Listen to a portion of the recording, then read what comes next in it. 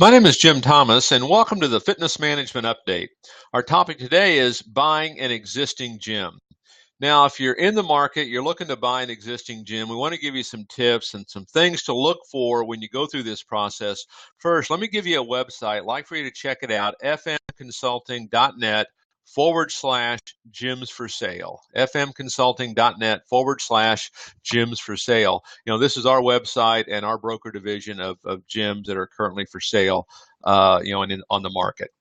So let me give you some tips, some things to look for when you go through this process. Number one, how long has this gym been in business? I mean, let's see what that track record is, and let's get a good understanding of its history.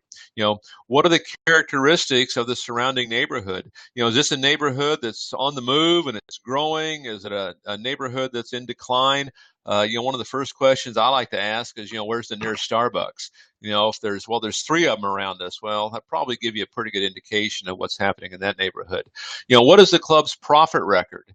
And, are they improving? Are they on decline? Is it flat? What are the reasons for this? Make sure you go in there and you investigate that.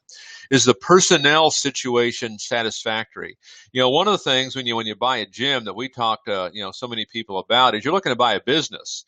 If you're looking to buy a job and you're going to run it, that's a little different animal. But if it's going to be a business, you need to have management in place and, a team in place. What does that personnel situation look like? Are these people going to be staying around? Have they all been there for quite some time and are likely going to continue, or they all have maybe 2 months on the job? How long does the lease run? How much time do you have left on the lease? This will give you a good indication of, how much you really want to invest in this business, and it might even be worth going back and talking to that landlord about an extension. Next is, what is the condition of the exterior, maybe of the center of the building itself and of the grounds? Is that parking lot in good shape? What's the outside look like? Is this being maintained, well by the landlord? How about the competition?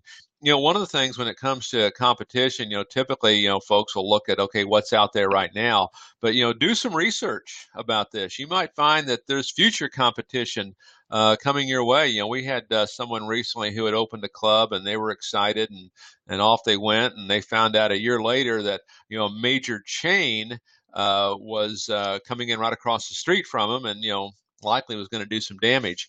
And not that they can't survive that, they can. But, the more information you can gather, the more people you can talk to and find this out, the better it's going to be. And then lastly, and I suggest you want to ask this in every case, does the present owner, do they have certain connections? Do they have certain relationships in that community that have been important to the success of that gym?